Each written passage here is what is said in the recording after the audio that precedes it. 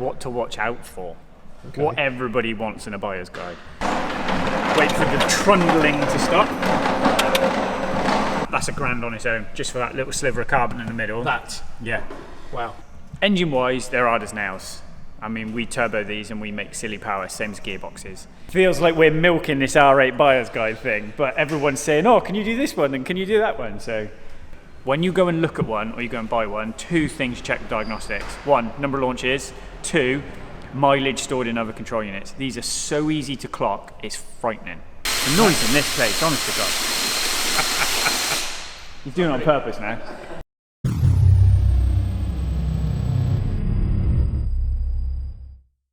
Right, here we are again, we're back. I know, in a noisy workshop. Yes. I mean, come on, what is it it's about? It's almost like they're working. It's almost like they're doing it on purpose. Yeah. So, today's video then, my man. Is how much residue Jordan left taking these badges off. So, this is a Gen 2 buyer's guide, but while it's in, we're just doing a couple of little upgrades and stuff, and Jordan's doing the badges. He's done some bodywork bits on it. It's having a big wing. So this belongs to the chap who owns OMG Racing Yamaha.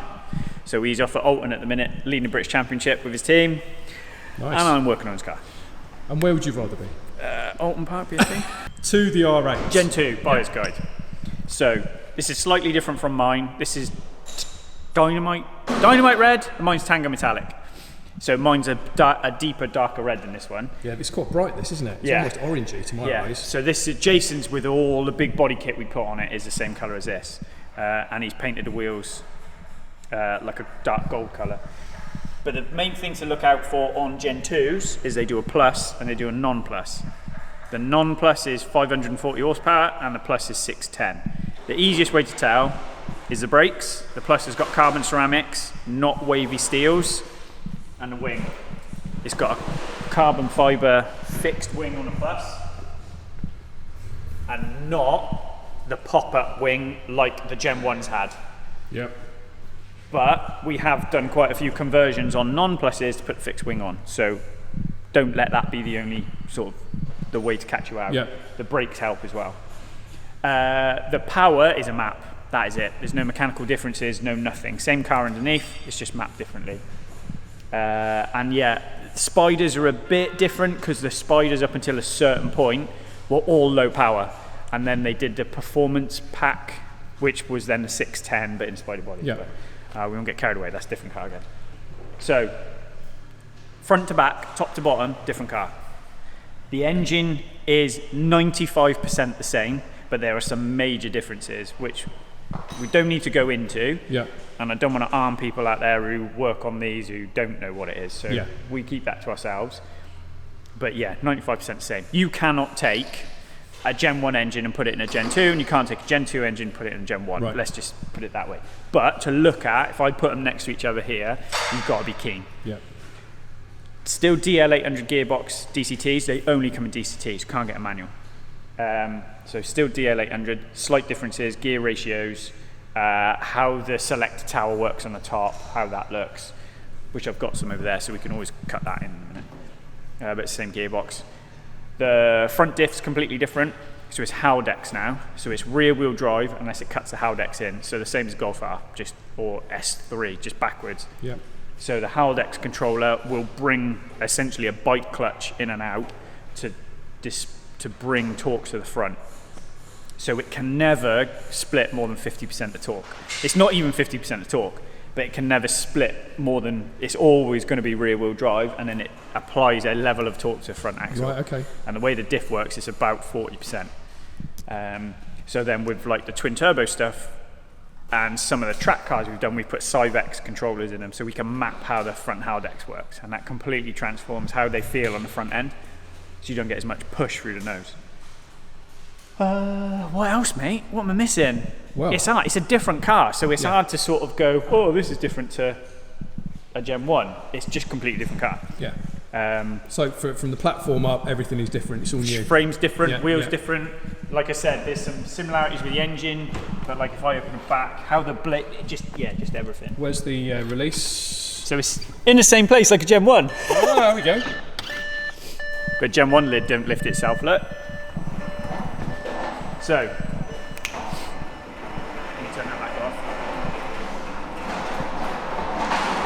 So, wait for the trundling to stop.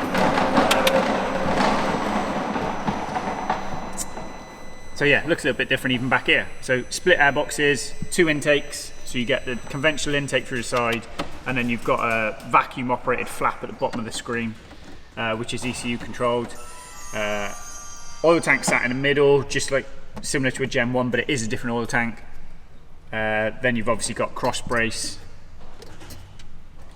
It just, just looks completely different, doesn't it? 20 injectors. So there's 10 in the upper inlet manifold and 10 DI like normal. So yeah, 20 injectors on these. So we've converted quite a few Gen 1s over to Gen 2 inlet manifolds. So we can put the additional injectors in for like the red twin turbo Gen 1 floating around. That's got 20 injectors on it and stuff like that. So we've done that quite a few times. The GT I built in Australia, that's got the uprated it, that's got a Gen 2 manifold on it. Yeah, so quite a bit. Service panel comes off. So if you've got to like change the air filters or anything like that, then there's 2 T30s down in here. There's a T30 down in the middle, and then there's 2 bobbins, little rubber poppers here. And then you can pull the service panel off so you can get to the air boxes, and then you can get the rear wing off as well. There's 2 bolts there that hold that on. The wing for this is due, so there's a Vorse dyno coming for it. If it is, we'll do a little video on swapping that. So it shouldn't be too bad. The only level you've got to check in here is your coolant. Right. Oil levels on virtual cockpit. It doesn't have power steering fluid because it's electronic. And then literally, you've got a little floaty dildo thing to tell you what the level is, which is just that little red thing. That thing there. So that's how you tell what the level is. Yeah. And that is it in engine bay, mate. You just got to keep your carbon clean. So they didn't all come with carbon engine bay. Even all pluses didn't come with carbon engine bay.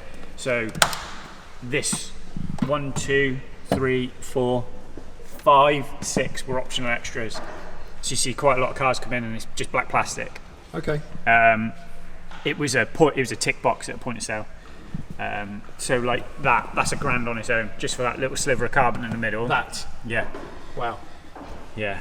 So they pop up. When they pop up for sale, they disappear quick. Like carbon side blades on Gen 1s. Yeah. Stuff disappears quick. So, yeah. The factory sports exhaust on these are bloody brilliant. So I got factory sports on mine, and it's mega sounding. The only advantage you'd have by putting a aftermarket system on is the weight. So they weigh like nearly 40 kilos. The advantage of the factory sports is that still gets on Castle Combe. Okay. So when you've got noise limiting track days, like some of the aftermarket systems, you've got no chance. Yeah. But at least with a factory sports, it'll get on track days. So that's a good thing. That was adjustable on the steering wheel, wasn't it? Yes, but it will always open the exhaust at a certain RPM point, which is like 3,500 RPM, because the engine doesn't like the back pressure. Right. So it'll always open that up. And then yeah, when you get on the inside, well, we're going to go inside. Well, if I show you this quick. Let me just adjust. Let's give us a bit more light. So there we go. In the Gen 1s with a DCT, if the battery went flat and you were stuck in gear or you were stuck in park, you had a T handle that you went into the engine bay and you dropped it down into a certain turret on the top of the gearbox, turned it 90 degrees and it lifted it out of park. So at least if you get the handbrake on, you can push it. In this, let me get the tool. If you've got to remove it out of park lock because your battery's dead, then you pull a little flap out the middle, like so. Then you've got a little flathead screwdriver, a flathead screw that lifts a flap up, and you take that out. Then you put that tool in and it hooks over a little bobbin in the bottom, and you just slide it forward and it hooks. And then you flick the lever backwards. And what that does is that pulls the park release cable, which pulls it at park. So if you watch the tool, look, yeah, that's how it sits in the car. And then watch the white section when I pull the lever back. Okay, yeah. So it picks the cable up. Yep. So that should be in a toolkit. If that is not in your toolkit, go buy one. The part number is 4SO713201 Bravo. Make sure that's in your toolkit if you've got Gen 2. Because if you get stuck anywhere or you break down or whatever happens and the AA can't put that tool in, it ain't moving. It will not move. you'll have to jack the back end up and all sorts just to skate it because the wheels are in park, they're in lock. So let me put this back a minute. That's your lifesaver. Yes, mate. So, same kind of deal, similar deal like a Gen 1. The difference is now we've got service hatches.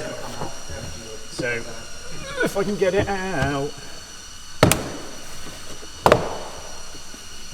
I'm going to take the front off anymore, mate, to get to the brake fluid. Oh, that's a bit easier. So, brake fluid and AC ports. Yep. Yeah. So whereas on a Gen 1, if you look at Mitch is doing a brake fluid change in his Gen 1, he's got all the luggage trims out. Yep. So from a service point of view, much easier.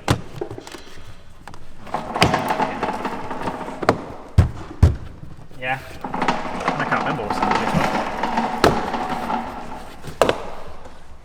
Oh, bleed, radiator bleed. But we never use these because we vacuum fill them anyway. So. Yep.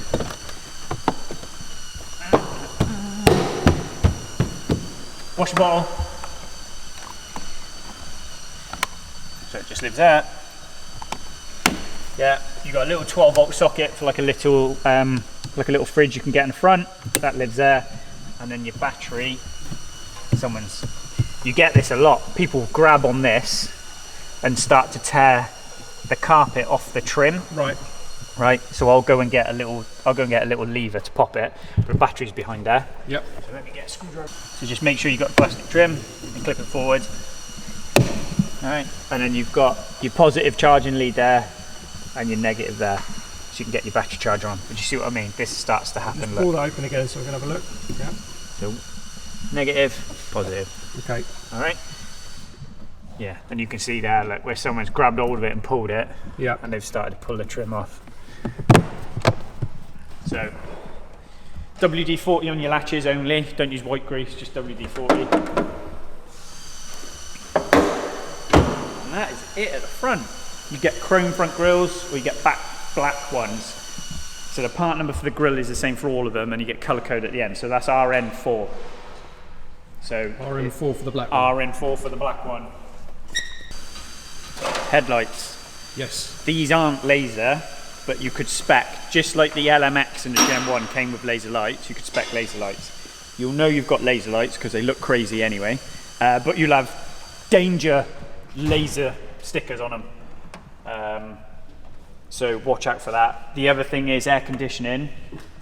For whatever reason, some Gen 2s use 134A gas and others use Y1234 gas. So the sticker up here will tell you what it is. Anyone you take it to for servicing should know the difference, but not all aircon machines will work on Gen 2s, right? Because there's different aircon gas. Doesn't really make much difference apart from the cost. Y gas is expensive, which is why they went back to R134A gas. Internalings. So, like the Gen 1, you could get carbon door steps as well, and you could get different seat options. So these are the buckets. So I've got sport seats in mine. Yeah, I had comfort seats, sport seats, which are what are in mine, so full electric, and then these are the buckets. You can tell the buckets because it's got the square cutout. All right. So there's no electronics. You can do height, and that is it. Okay. All right. And then you can obviously fold them forward, but that's it. There's no adjustment in them. I like these, but some people don't. So in my car, I wanted carbon blades, carbon exterior, carbon engine bay, and this was the last thing. Yep. Whereas other people might want these, because I know some people struggle with these. Majority of pluses all come with like carbon center. It's just like a matte carbon. It's really nice actually. They're always leather here. If you see a carbon top cap, it's aftermarket. That was never a genuine thing. And then steering wheels always kind of look like that really. There was nothing, you obviously had your R8 badge, but it's the non-pluses never had the two bottom buttons. You had drive select and you had start stop.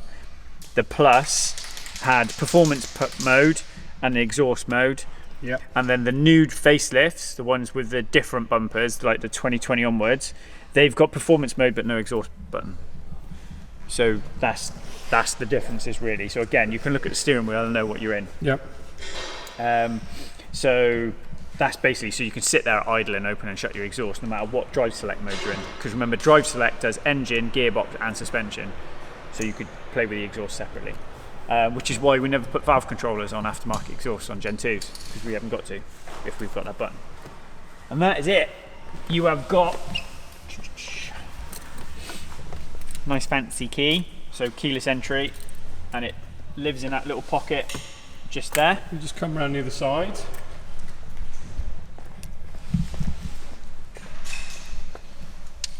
Lives just there. You've obviously got then a returning gear stick, so you don't pull it back into drive. You press the button on the side and you come back for drive, and it will turn to center. And then once you're in drive, then you can push across to manual mode. Yep. And park buttons on the back. So no matter where it is, like if you're across in manual mode and you press park, it'll knock the gear stick over to the center automatically. You've then got parking sensors. See that all right? Yep. Parking sensors has a stability program, 1 step, 2 step. So 1 step off puts it in like sport mode, and then 2 step off turns it all completely off, and then stop start. So unlike a Gen 1, we've got to take the dashboard apart to get to the pollen filter. On a Gen 2, it's there. Nice and easy. Nice and easy. All you do is you fill a glove box full of dust and leaves. So that's where the pollen filter is on a Gen 2, so much easier. Just behind that cover. The advantage with a key is you can have it in your pocket, press the red button to turn the ignition on, and obviously it's red button and brake pedal to start. But that gives you this is sort of where if I just turn the fan down. So you've obviously got screen heater, main off for aircon, rear heated screen, yeah, heated seats. So they come on max and then you turn them down. Same both sides. Then you get position control for the fan. Yep. Recirc to press.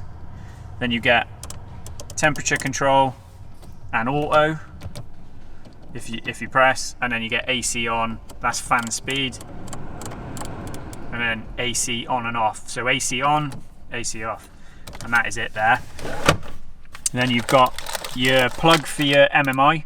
So you put your, can you see the two, where's your light, mate? Chuck your light. Can you see the left USB port has got a phone symbol on it? Yeah, there we go. Just there. So literally plug an iPhone cable into that, and then you've got your media input for your virtual cockpit, so you can plug your phone into it. We do upgrades for CarPlay.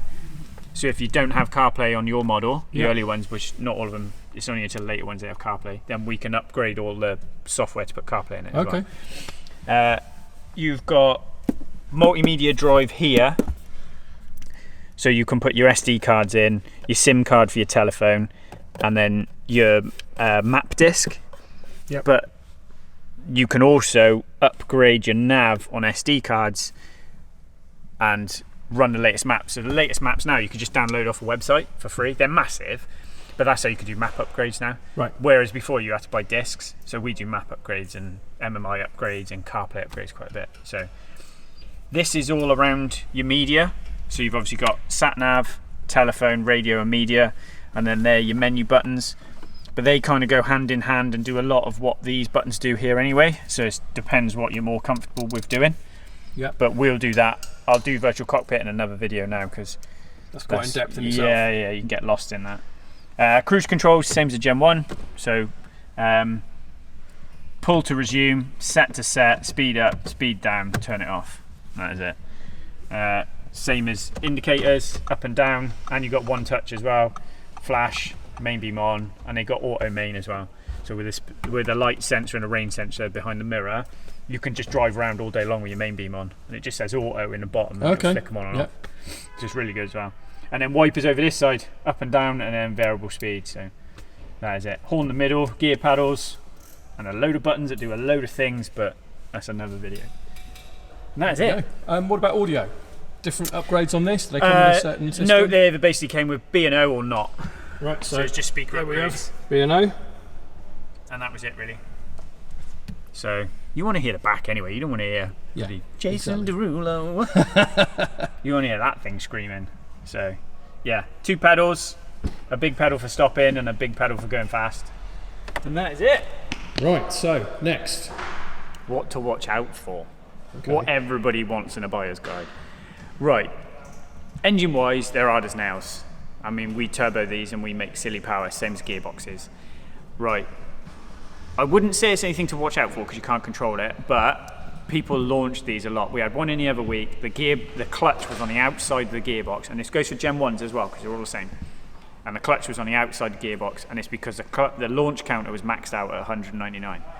So when you go and look at one or you go and buy one, 2 things check the diagnostics. 1, number of launches. 2, mileage stored in other control units. These are so easy to clock, it's frightening. Okay. Like really easy to clock. So because you can just go into the dash and change numbers essentially, and you can put mileage blockers on them and all sorts of things which just fudge the numbers in the CAN bus. What people don't know is airbag, gearbox, central convenience, and in some of them even the control units in the seat, because they're security encoded, will all carry the mileage. So if you're going to look at a car, like I looked at a yellow one that was up for sale and that was clocked. So they're same as Hurricanes, easy to clock. So just do your homework. VCDS, you'll figure it all out. If you're worried, we can do pre-purchase inspections and we can check all that stuff for you. So electronics wise, number of launches, has it been clocked? Is it genuine mileage? Not hard to tell if you've got the right stuff to do. Engines, hard as nails. We still get oil pump drive seals leaking, like Gen 1s. And on the very early ones, we could still get some oil pipe problems. But other than that, they're hard as nails, these things. They're good as gold. Gearboxes are mint, providing it's not spent its lifetime at Santa Pod or at traffic lights spinning its nuts off. Mag ride, still got problems. The worst bit about mag ride on these is you can't come off mag ride.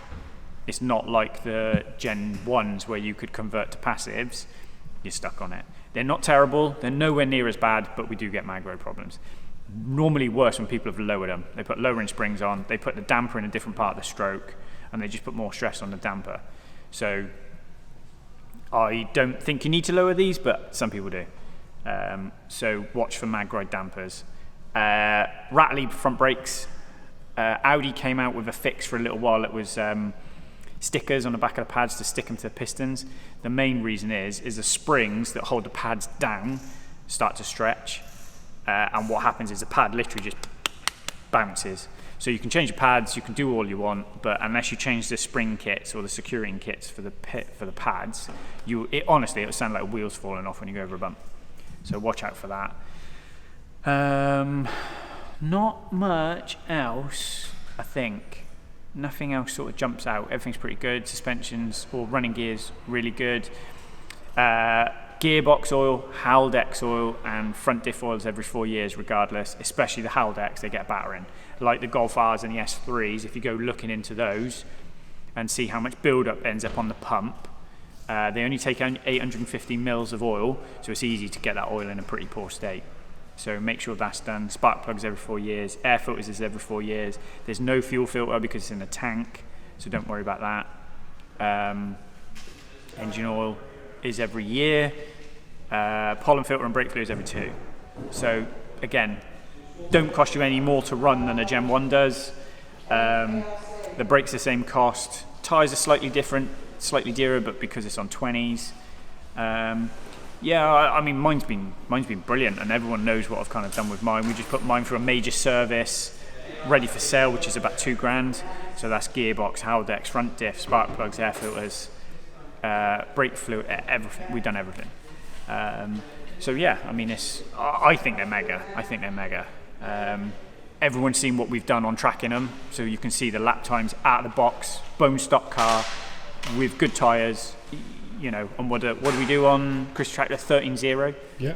You know, that didn't even have my camber shim kit in it. That was just a road car. Yeah. Didn't even have wheel alignment. That just had a set of Nankangs on it.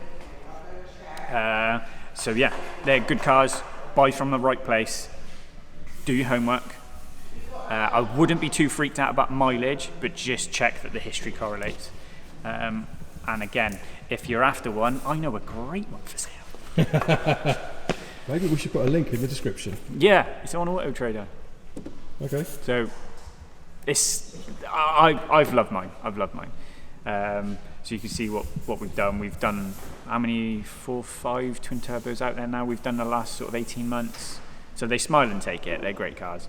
So quite a tunable car as well. Yeah, it's a good place to start from. Yeah. It's whether you can stomach how much you've got to spend. I would take an R8 and twin turbo it over buying a Hurricane every day of the week. And that is a good cue to stop. Enjoy. Right. Everybody, Like and subscribe.